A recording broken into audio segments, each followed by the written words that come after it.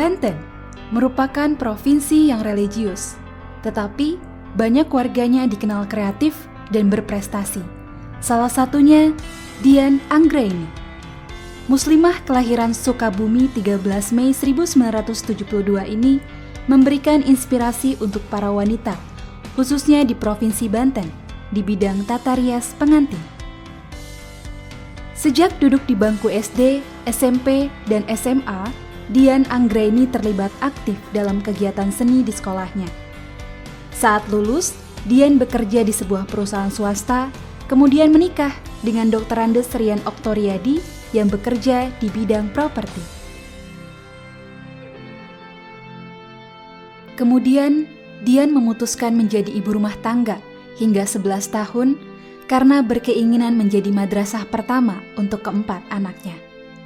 4 anak tersebut yakni yang pertama Muhammad Roda Rizki Adha yang telah lulus ILC Al-Azhar, Kairo, Mesir. Yang kedua Muhammad Ridho Rizki Ahad yang mengajar di pesantren Al-Ghifari, Sukabumi, sudah menikah dan mempersembahkan 2 cucu. Yang ketiga Siti Rida Rizki Zahra, seorang hafizoh Quran dari Wadil Quran.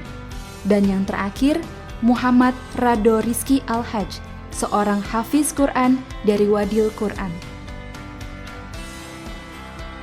Awal mula Dian Anggraini menjadi wanita inspiratif karena bercita-cita meneruskan impian ibunda tercintanya, yakni menjadi seorang perias. Tahun 2010, Dian mulai mencoba kursus tata rias di LKP Dewi Puspita Serang, Banten. Setahun kemudian, yakni 2011, Dian Anggraini mulai mendirikan rumah rias yang nyaris tanpa modal, hanya memiliki cermin dan etalase. Perjalananku tidak mudah, ada kendala yang aku hadapi, ada kejenuhan. Kadang-kadang aku ingin stop, tapi takdir menentukan bahwa perjalananku sampai di tahun ke-10 ini. Di tahun ke-10 ini, perjalananku lebih fokus ke dunia tata rias atau lebih sharing ke ilmu make up dengan aku menjadi sebagai narasumber workshop, beauty class dengan brand-brand kosmetik yang lumayan sudah ternama.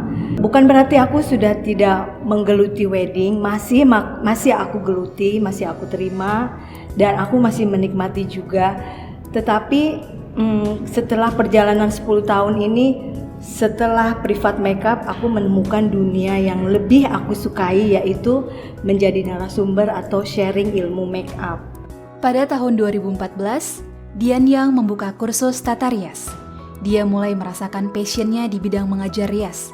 Sekitar 60 orang murid mengikuti privat tata rias ini dengan 3 jenis kursus, yakni rias untuk pengantin, diri sendiri, dan merias orang lain.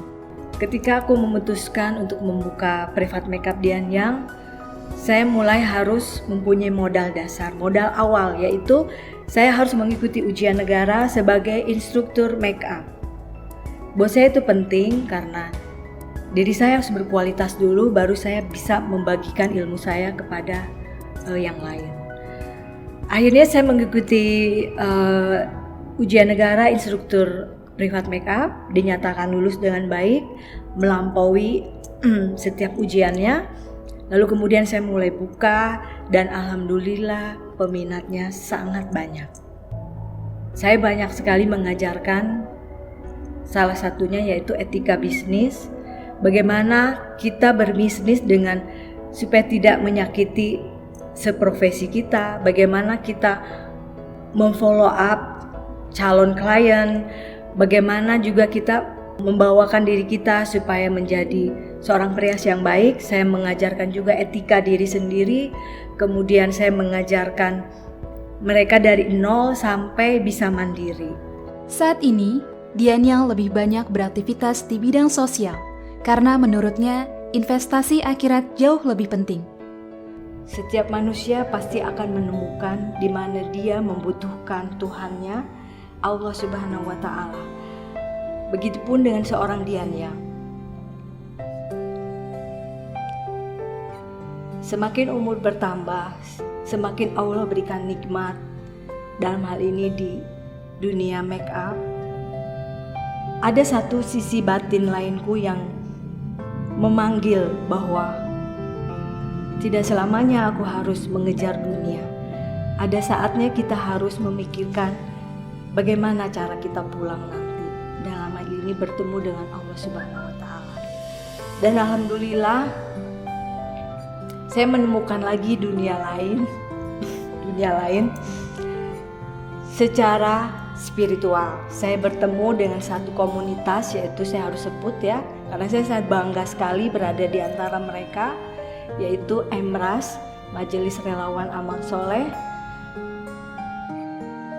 Saya bertemu mereka ini sudah mau memasuki tahun ketiga. Awalnya suami, tapi lama-lama saya mulai tertarik dan saya mulai ikut dengan kegiatan mereka. Kegiatan ini khusus mengurusi anak-anak yatim. Ya mulai dari situ Dian yang mulai merasa ada sisi lain yang aku harus kejar, yaitu dunia akhirat. Begitulah, Dian yang menebarkan semangat kepada para wanita. Kerja kerasnya perlu kita contoh untuk menumbuhkan wanita-wanita inspiratif lainnya, khususnya di Banten dan Indonesia pada umumnya.